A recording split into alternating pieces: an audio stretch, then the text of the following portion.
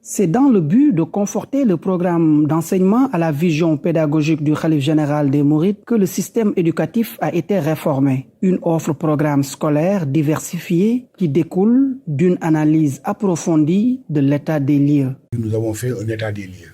Nous avons étudié le terrain et nous avons trouvé qu'il y a en gros trois types d'écoles, trois offres pédagogiques sur le terrain.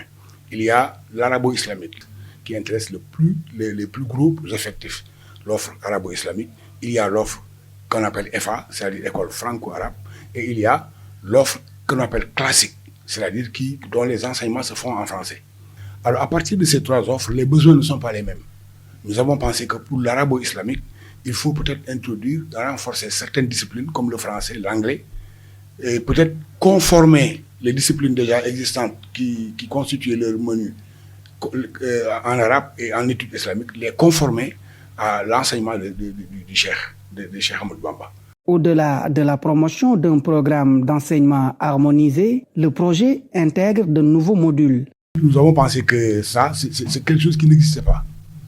Un module consacré à la biographie du Cheikh Khadim, ça n'existait pas. Un module consacré à l'introduction au mouridisme, ça n'existait pas. Un autre module aussi consacré à l'introduction au soufisme, les références philosophiques et idéologiques du mouridisme, c'est le soufisme. Ces trois modules-là, on les a conçus, on les a produits, mais pour l'ensemble des offres.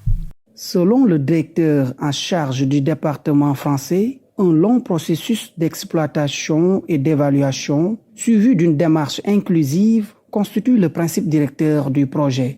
Nous avons convié tous les acteurs du périmètre de Touba et nous avons projeté les éléments, nous avons recueilli les observations que nous avons intégrées. Ça a été un premier niveau. Nous ne sommes pas restés là. Lorsque nous avons continué en intégrant ces observations-là à produire d'autres éléments, nous avons fait ce qu'on a appelé une validation institutionnelle. Nous avons invité le ministère, les autorités territoriales et même les autorités religieuses de Touba. Et nous avons projeté les éléments de réforme devant les responsables du ministère. Le ministre en personne n'était pas venu ce jour-là, mais il y avait tous les directeurs nationaux. Et nous les avons projetés devant eux.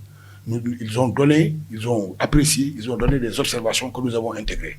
Même s'il s'avère très tôt pour faire un bilan sur l'implantation et l'appropriation du projet, la direction des écoles envisage des descentes sur le terrain afin d'encadrer les établissements scolaires sur l'application de ces réformes.